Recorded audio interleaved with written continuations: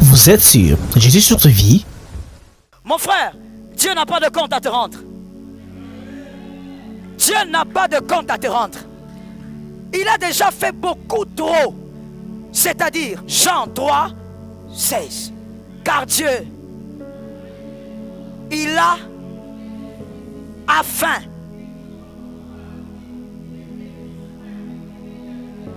il a trop donné. Il a quitté son trône, il a pris le corps haineux d'un être humain, il est entré dedans et il a commencé à agir sur la terre dans un temps limité. Le maître du temps a commencé à être géré par le temps. Il a trop donné, il n'a pas de compte à te rendre. Non, comment lui est béni? Il ne prie pas comme moi. Toi, tu pries comment? Toi, tu pries comment? Dis-moi. Pourquoi tu penses que tu pries beaucoup? As-tu déjà vu des prières? Mon frère, arrête de faire semblant. Tu n'es même pas au prélude de la prière. Est-ce que quelqu'un m'entend bien? Il y a des gens qui se sont mis à genoux. Ils ont commencé à prier à 6 heures du matin. Lorsqu'ils ont dit Amen, c'était le jour suivant.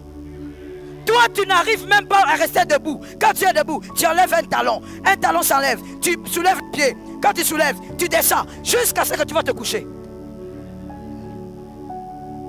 Et tu dis, moi je prie beaucoup. Comment la sœur là, elle est qui? Elle a l'air d'une païenne. Pourquoi Dieu l'a visitée? Dieu est libre de bénir Agar.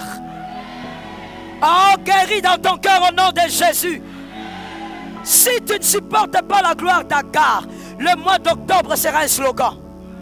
Tu dois supporter que l'autre ait ce que toi tu n'as pas. Oh mon Dieu. On prend Agar, on ramène Agar. Sarah, tu dois voir. Avec toute ta gloire d'une belle femme, d'une femme d'alliance, tu dois voir ça. Est-ce que quelqu'un m'entend? Il faut que tu sois capable d'accepter qu'une païenne comme Agar peut recevoir facilement ce que toi, un fils d'alliance, tu ne reçois pas. Dieu est libre de donner la vie aux païens. Il est libre de donner aux païens ce que tu n'as pas. Dieu est libre. Mais toi, tu dois être capable d'accepter ça. C'est-à-dire avoir la vision de Dieu. C'est que Dieu bénit te donne la joie. Dieu ne te bénit pas d'abord pour je ne veux pas dire pour te faire plaisir, mais Dieu ne te bénit pas d'abord pour satisfaire tes besoins. Dieu te bénit pour faire de toi un modèle. Est-ce que quelqu'un m'entend? Dieu te bénit pour faire de toi. Allez-y, imaginez Sarah qui maltraite Agar parce qu'elle a trop mal. Mais regardez ce que Dieu a fait à Sarah. Mon Dieu, Dieu est terrible. Oh, je dis à quelqu'un, Dieu est redoutable. Sarah rentre, Agar plutôt, elle rentre. Et Sarah est obligée de vivre avec elle. Des fois, Agar a des malaises. Elle veut vomir. Sarah doit courir pour prendre la serpillière. Oh my God.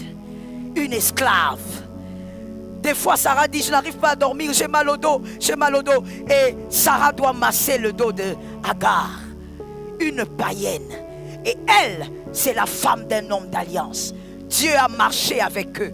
Mon frère, Dieu bénit qui il veut. Tu dois accepter que Dieu est passé par là. Ce qui me choque aujourd'hui, parce que oui, ça m'arrive aussi d'être choqué. Ce qui me choque, c'est que les chrétiens, nous sommes devenus un peu plus aigris même que les païens. That is so sad. Les chrétiens, oh mon Dieu, on est devenus plus aigris que les païens. Le païen peut voir son collègue de service être promu. Oh, il dit, oh, félicitations mon frère. Que Dieu t'aide, que ce travail se passe bien. Mais le chrétien sera là en train de dire, pourquoi? Comment? Avec tout ce que moi je suis, qu'est-ce que tu es? Avec toutes les années que je fais à l'église, qui t'a dit qu'on donne un brevet pour ça? Qui t'a dit même qu'il y a une onction bonus pour ceux qui ont duré à l'église? Il n'y a pas d'onction bonus. Il n'y a pas un ange spécial pour ceux qui ont traîné à l'église. Nous autres, on a dormi à même le sol. On a dormi ici, nous autres. Oh là là. Comment ces frères peuvent être bénis? Oui. Tu dois accepter le fait qu'il est béni. Même s'il n'est pas meilleur que toi, il est béni. Si tu n'acceptes pas ça, les chrétiens, tu viens à quelqu'un, on est en train de bénir un mariage, mais il y a des gens dans la salle qui boudent, qui gonflent. On va lever la main pour bénir les mariés. Donc un doigt, c'est la dimension de la bénédiction que lui lance. Le problème c'est quoi? Cette fille-là, cette fille ne peut pas se marier. C'est parce que le garçon ne la connaît pas. Cette fille, moi j'ai grandi avec elle. Ma soeur, laisse un peu le passé là où il se trouve. Donne-moi un amen normal. Donne-moi un amen normal. Laisse-nous tranquilles avec le passé. Nous sommes dans le présent. Et nous nous focalisons sur l'avenir. Ne nous embrouille pas dans le passé. Est-ce que quelqu'un m'entend? Oui. Toi, tu as toujours été là, tu as toujours été calme. Toi, tu as décidé, depuis que tu as eu tes 45 ex, tu as décidé de ne plus en avoir. C'est bien. Tu as fait des années où tu n'as plus eu d'ex. Et celle-là, elle avait une vie bizarre, mais Dieu a appris qu'elle va se marier. Dieu veut que tu voies ça. Tu dois pas supporter, tu dois accepter. Si tu n'acceptes pas, tu n'auras aucune fertilité. Dieu ne te bénira pas. Tu viendras tous les dimanches, mais finalement ces pasteurs-ci, ils nous disent des choses qui n'arrivent pas. Non monsieur, ce n'est pas que je te dis des choses qui n'arrivent pas. C'est toi qui n'arrives pas à avoir un cœur droit. Tu n'as pas un cœur droit. Si tu as un cœur droit, tu feras la fertilité. Dieu ne bénit pas les paroles. Dieu bénit le cœur. Dieu bénit le cœur. Lorsque ton cœur est disposé, lorsque ton cœur est rempli de bonté, Dieu visite ton cœur. Est-ce que quelqu'un m'entend bien? Je veux même dire à quelqu'un une chose importante, comme toutes les autres d'ailleurs. Lorsque tes larmes coulent dans la présence de Dieu, Dieu n'exauce pas tes larmes. Dieu exauce ton cœur qui évolue positivement. C'est pour ça que c'est un peu étrange de dire: je suis venu ici, Seigneur, je suis venu faire comme Jérémie, je me lamente. Tu vas te lamenter, tu vas vieillir dans la lamentation. Pendant que tu seras en train de te lamenter, ici les autres évoluent. Dieu n'est pas dans les lamentations. Il n'a rien à faire avec les lamentations. Des fois quand je l'ai dit, ça choque les gens. Je dis à un frère, à une soeur, Dieu n'est pas stressé, traumatisé ou encore manipulé par tes larmes. Tes larmes ne manipulent pas Dieu. Dieu, il voit l'évolution de ton cœur. Qu'est-ce qu'il y a dans ton cœur? Je veux même te dire ceci, même dans le mariage, vous allez constater ceci. Lorsque vous êtes marié à un homme qui pleure tout le temps, toujours, lorsqu'il vient vous demander pardon parce qu'il a commis l'adultère, vous devez savoir que s'il pleure sans que son cœur n'évolue, c'est un égoïste. Il ne pleure pas parce qu'il a mal. Il pleure parce qu'il veut vous récupérer. Une personne qui pleure à cause d'un mal qu'il fait dans la vie d'un homme ou d'une femme, pleure avec un cœur qui a le désir d'évoluer. Est-ce que quelqu'un me capte? Je veux dire à une âme, Dieu va t'imposer Agar. Tu dois voir la gloire d'Agar. Tu dois constater que celle qui n'est pas aussi intelligente que toi, elle a un poste que tu n'as pas. Tu vas supporter ça pour que ta fertilité arrive. Troisièmement, tu dois être capable. Tu dois être capable d'apprendre à respecter le choix de Dieu. La décision souveraine de Dieu. L'agneau est souverain. Dieu va t'amener sur ce champ-là afin que tu apprennes à respecter la décision de Dieu. S'il est ton Seigneur, il doit être libre de faire ce qu'il veut avec qui il veut. Tu dois savoir que Dieu, il est celui qui permet que Agar tombe enceinte, mais c'est près de 13 ans plus tard qu'Isaac va entrer dans les entrailles de Sarah. Je l'ai déjà dit, mais je vais te le répéter, la répétition n'est pas mauvaise. Je dis à une âme, Dieu n'agit pas parce qu'on te critique. Ce sont des enseignements biaisés. Ce n'est pas biblique. Seigneur, toi tu ne permettras pas que cet homme-là me critique. Seigneur, fais quelque chose. Il va permettre. Il va permettre. Il va permettre qu'on te critique au carré. Il va permettre qu'on te critique jusqu'à lessiver tes vêtements. On va lessiver ton nom. On va te critiquer toi, ton grand-père, ton arrière-grand-père. Non, Dieu ne peut pas permettre que mes adversaires puissent se réunir contre moi. Ils vont se réunir. Et tous les jours, ils vont se réunir.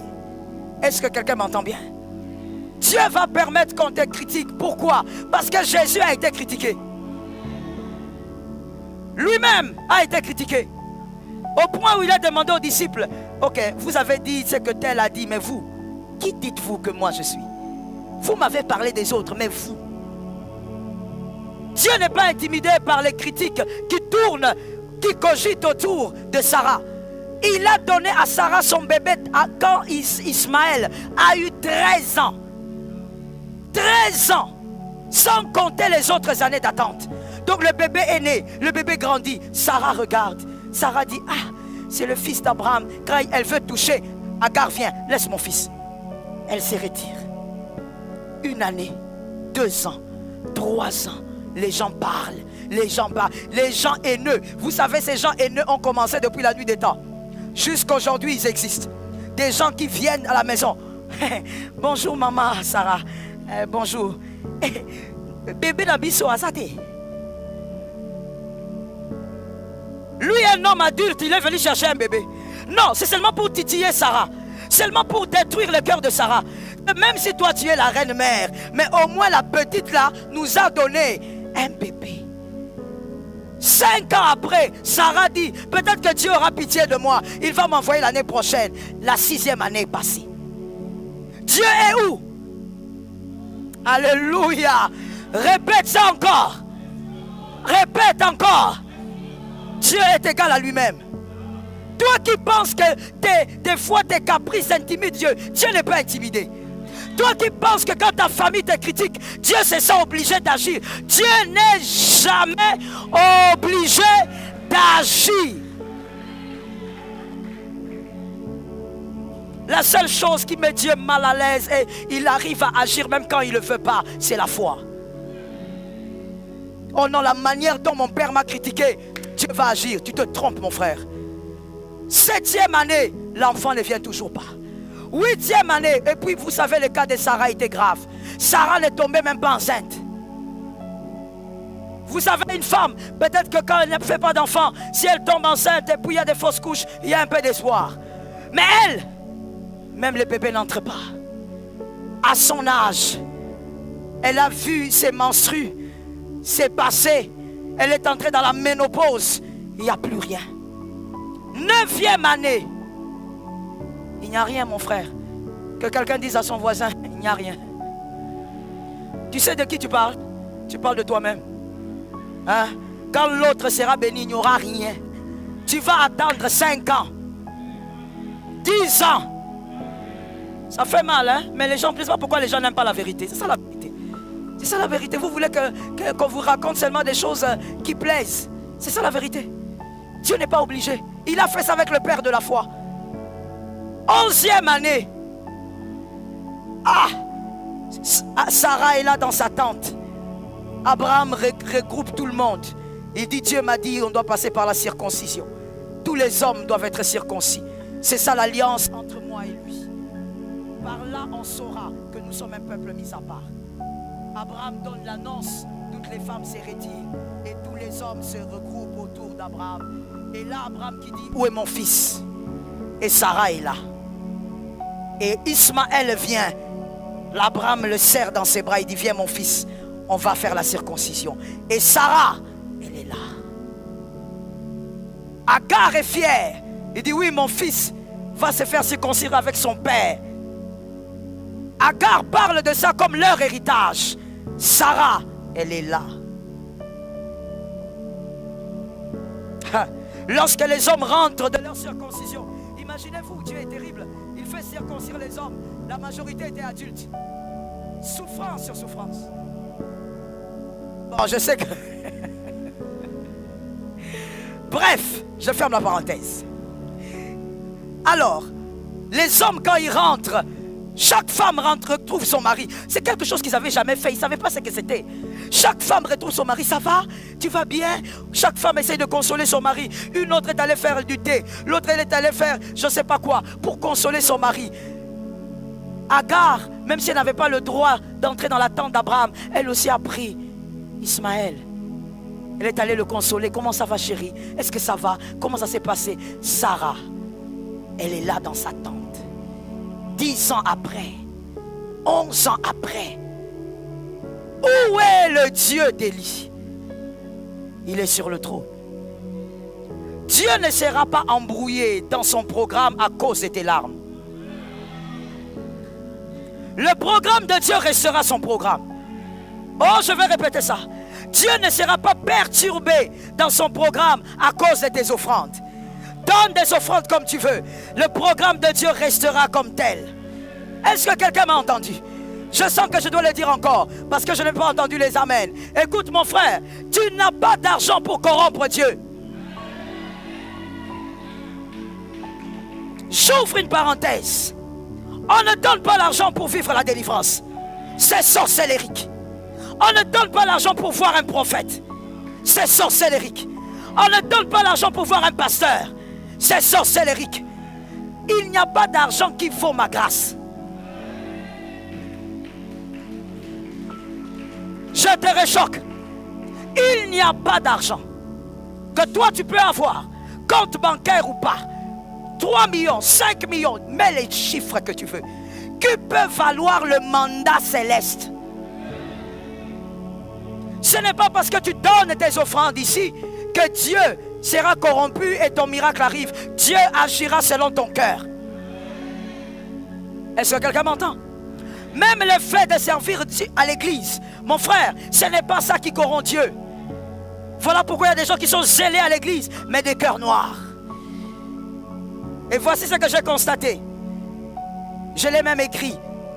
Ma fille Sandrine, amène-moi un exemplaire. C'est l'un de mes bébés qui est sorti dernièrement. L'avant-dernier livre. Bon, je ne vais pas dire l'avant-dernier livre, sinon je veux me limiter. En tout cas, c'est l'un des livres qui est sorti cette année. Le cœur de Géasi. Géasi ou Judas.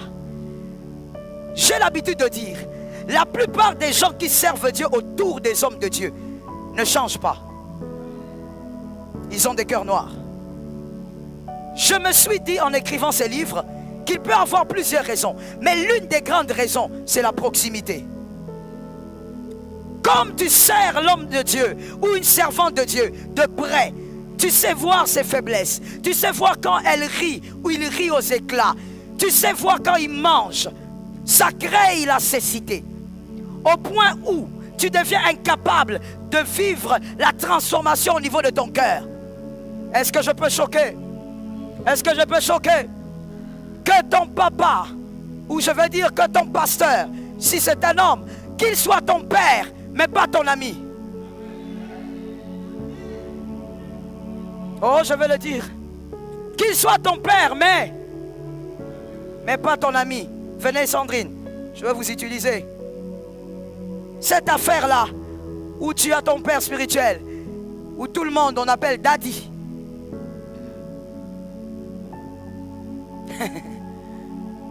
Tu peux aussi l'appeler tata. C'est la même chose. Oh, oui. C'est papa, non? C'est pas papa. Tata. Mais non, le dadisme. Daddy. Mon daddy. Mon petit daddy. C'est ce qui a fait que quand il parle, tu ne vis plus rien. Je ne dis pas qu'il ne faut pas avoir une certaine intimité avec ton père spirituel. C'est important. Mais tu dois toujours rester équilibré dans tout ce que tu fais. Sinon, tu vas perdre l'aspect de la grâce. Il sera pour toi un papa poule au lieu d'être un homme de grâce. C'est important que de savoir, mon frère, que les gens qui travaillent, pas toi Sandrine, hein? In the name of Jesus, le feu sur toi. Les gens qui travaillent autour des hommes, je vous dis la vérité. Oh oui, permettez-moi de le répéter encore aujourd'hui. Moi je suis né dans l'église. Toute ma vie c'était l'église. Quand je dis toute ma vie, ça veut dire j'ai grandi avec des parents chrétiens et on servait Dieu depuis tout petit. Je connais l'église, mon frère. Je connais les bizarreries de l'église. Les gens qui sont autour d'hommes de Dieu, qui servent autour d'hommes de Dieu, ils ne changent pas. Leur cœur reste noir. Toujours là, quand il faut donner un carnet à maman, donne comme tu donnes. C'est comme ça, toujours. Mais le cœur, tu verras que ce sont les personnes qui font le plus mal au dehors. C'est eux qui détruisent des fois même l'église. Comment expliquer? Mais parce que justement, ils se sont habitués avec la chose avec laquelle on ne s'habitue pas. Ton cœur doit évoluer selon l'onction du Christ. Que ton cœur n'évolue pas selon un homme. Est-ce que quelqu'un m'entend? Géasi ou Judas, c'est-à-dire ton cœur est lequel? Tu as le cœur de Géasi ou le cœur de Judas? Viens le prendre. Qui va le prendre à $100? Venez prendre. L'un de mes fils ou de mes filles. Viens prendre vite, maman. Maman, tu vas donner ça à Sandrine, pas à moi. Que Dieu te bénisse. Le cœur ne change pas. Le cœur est le même. Mais comment vas-tu être fertile lorsque tu as un cœur comme celui-là? Tu as mal quand l'autre, on t'annonce qu'il a voyagé. Tu commences à critiquer son billet. Oh yes, mon fils, je sais de quoi je parle. Je sais de quoi je parle. Je ne vis pas au ciel, je suis encore ici. Tu critiques même son billet. Oh, lui, il a attendu la période basse pour acheter les billets à moins cher. Mais c'est que c'est un homme intelligent. Il économise son argent. L'argent ne se ramasse pas. Que Jésus fasse de toi un homme intelligent. Que Jésus fasse de toi un bon économe. Mais c'est bien. Il a bien réfléchi. Regardez comment nous les chrétiens nous sommes devenus. Toi tu n'es jamais allé à Brazzaville ici, même en nage. Mais tu vas critiquer l'autre. Oh tu sais, Yannick est allé à Dubaï. Ah quel Dubaï? Pas Dubaï là. Il est allé dans les banlieues. Frère, banlieue, pas banlieue. Gratte-ciel, pas gratte-ciel. C'est... Sois guéri. Et des fois même, je parle de nous les chrétiens, je ne parle pas des païens. C'est triste. Comment Jésus va nous bénir? Et il y a même un frère une fois qui me disait, pasteur, mais dis-moi, c'est vrai que vous prêchez ça, les pasteurs prêchent. En réalité, pourquoi on n'a pas des chrétiens congolais millionnaires? Je dis, tu crois que Dieu rend millionnaire parce que tu as travaillé? Dieu, ce n'est pas comme ça. Dieu ne te rend pas millionnaire parce que tu travailles. Dieu te rend millionnaire, parce que tu travailles, virgule. Parce que ton cœur... Dieu n'est pas le diable. Dieu n'est pas le diable. Ce n'est pas seulement parce que tu travailles que tu deviendras millionnaire. Tu verras que si tu es enfant de Dieu, tu vas travailler, tu es intelligent, tu vas aller, à un moment tu vas bloquer. Tu vas commencer à avoir seulement les mêmes montants qui cogitent autour de toi. Tu vas commencer à avoir les mêmes opportunités. Tu ne vas pas aller plus loin. Pour aller plus loin, Dieu doit régler ton cœur. On se plaint de Dieu, on se plaint de notre identité de chrétien par rapport même à nos vies, par rapport à nos finances. Mais le cœur, Dieu bénit le cœur. Dieu est là en train de dire, non, celui-là, il est parti, il est allé, il a voyagé là. Bon, nous on a fait ça plusieurs fois dans la vie. Hein. Moi quand j'avais 2 ans, j'étais parti en Europe et je suis revenu à 10 ans. Mon frère, tu nous parles de quoi? Quand tu avais 2 ans. Tu te rappelles même plus de là où tu étais. Mais ton problème seulement c'est que tu veux dénigrer la grâce de l'autre. Il y a même des gens qui sont ici, je sais que Dieu ne ment pas. Des gens qui sont ici. On te dit, frère Yannick est allé à Bruxelles. Ah, et Bruxelles c'est quoi? C'est quoi? Hein? Ne nous fatiguez pas là. Qui a dit que Bruxelles c'est quelque chose? On te dit seulement qu'il est parti à Bruxelles. Ton attitude nous montre que pour toi, Bruxelles c'est quelque chose. Pourquoi tu es mal à l'aise quand on parle de ça? Pourquoi tu boudes? Pourquoi tu gonfles? Pourquoi tu te plains de ce que l'autre devient? Dieu est libre de toucher qui il veut. En octobre, je crois que dans cette assemblée, plusieurs vivront la fertilité. Voilà pourquoi j'ai commencé par te dire les basiques de la fertilité. Ton cœur, ma soeur. Je veux te dire quelque chose. Madame, toi qui es dans cette salle, ou même monsieur, vous attendez un bébé. Est-ce que vous avez déjà visité une femme qui a accouché? Vous lui avez amené toute la layette. Vous amenez toute la layette. Avez-vous déjà visité l'orphelinat et pointé un enfant, dire à la responsable, nous allons payer son année scolaire? Tu dois être capable de voir Agar dans la gloire. Si tu n'acclames pas Agar, tu n'auras pas d'enfant. Si tu n'acclames pas Agar, tu ne seras pas fécond dans ton domaine. Tu dois être capable de voir celui qui, selon toi, est plus faible que toi, aller plus loin que toi. Tu le vois et tu l'acceptes. Est-ce que tu peux dire à un frère que Jésus guérisse nos cœurs? Est-ce que tu peux dire à une autre sœur que Jésus guérisse nos cœurs? Je dis à quelqu'un, le Seigneur, des fois quand il rabaisse, c'est pour que lorsque tu es en bas, que tu apprennes que tu dois respecter ceux qui sont en bas et ceux qui sont en haut. Est-ce que quelqu'un m'entend bien? Je finis par là, mon frère, écoute-moi très bien. Tu dois vivre ta fertilité. Je répète cette phrase-là. Lorsque le Seigneur des fois te descend très bas, comme Sarah, il te descend trop bas, c'est pour que tu apprennes à respecter ceux qui sont en bas.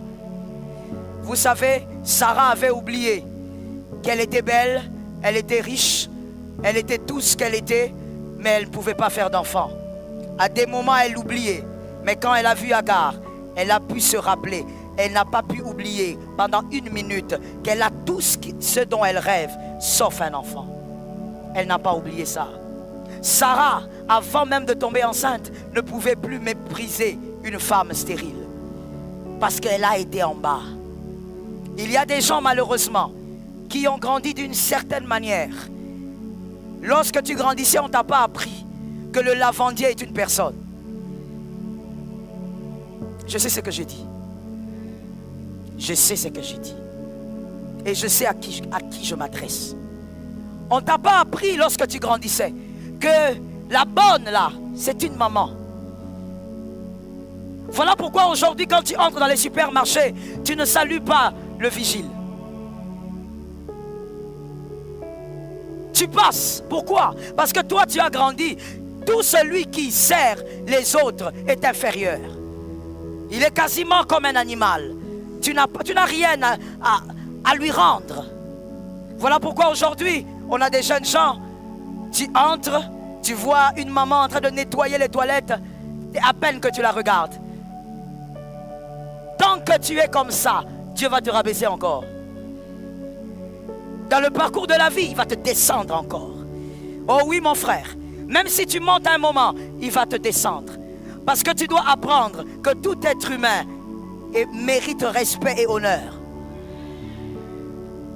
Regarde le type d'homme grand, de femme grande, d'homme fécond, de femme féconde que Dieu attend pour ce mois d'octobre et pour l'année. C'est le type de personne, même dans les hauteurs, il respecte tout le monde. Il honore tout le monde.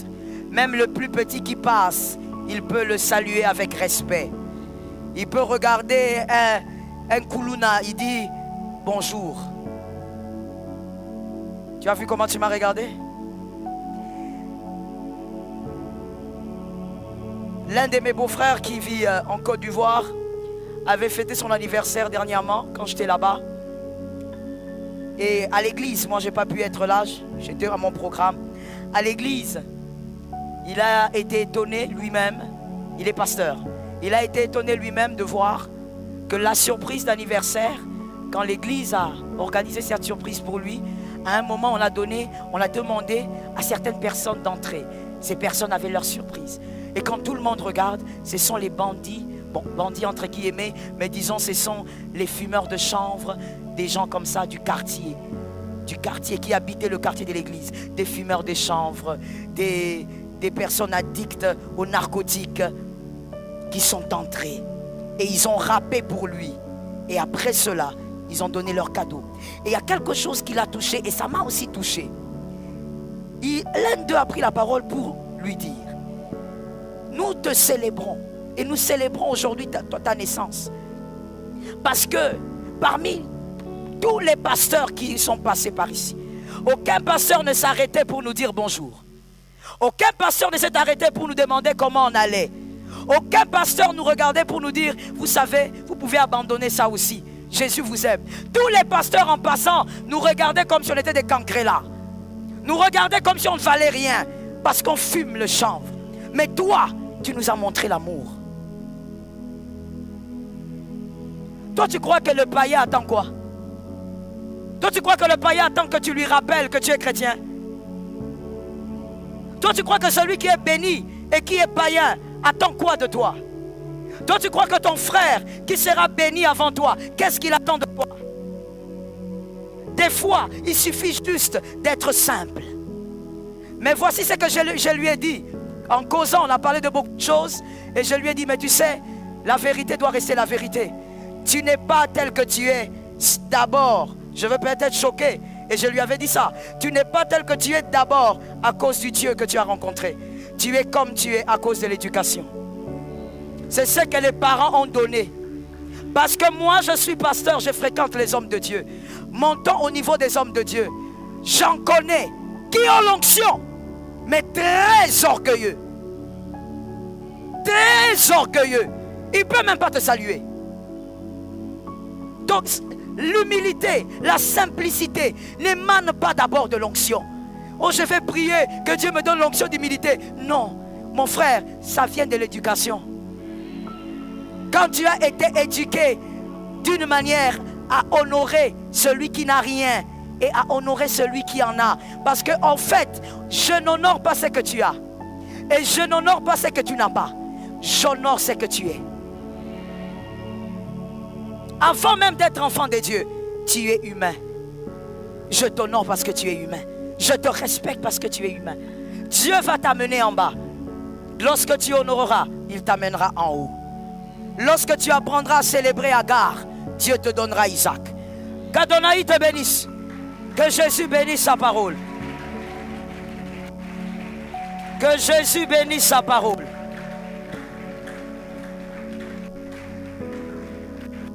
Tiens-toi debout de là où tu es, s'il te plaît. Nous allons recommander ce matin nos cœurs à Dieu. Nos cœurs. Ce matin, nous ne disons pas au Seigneur, donne-nous. Seigneur, j'ai besoin. Non. Ce matin, Seigneur, guéris mon cœur. Mon cœur est hypocrite. Mon cœur est jaloux. Les gens ne le savent pas parce que je sais faire semblant.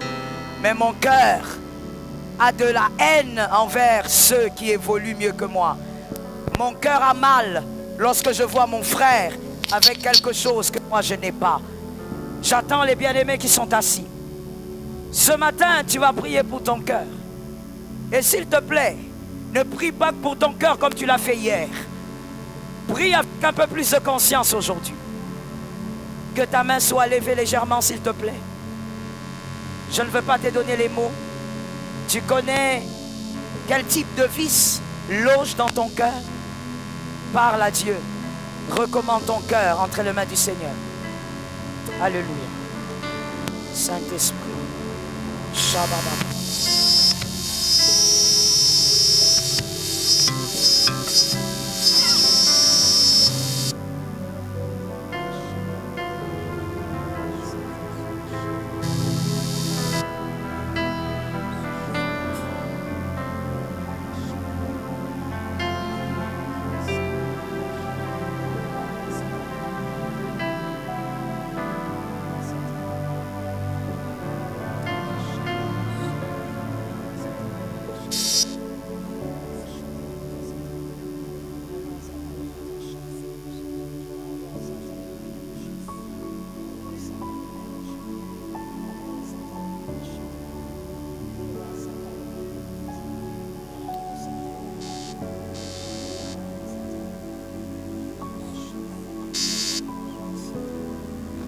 Merci Saint-Esprit. Merci Saint-Esprit. Lève ta main droite s'il te plaît. J'entends les Saint-Esprit nous donner un ordre.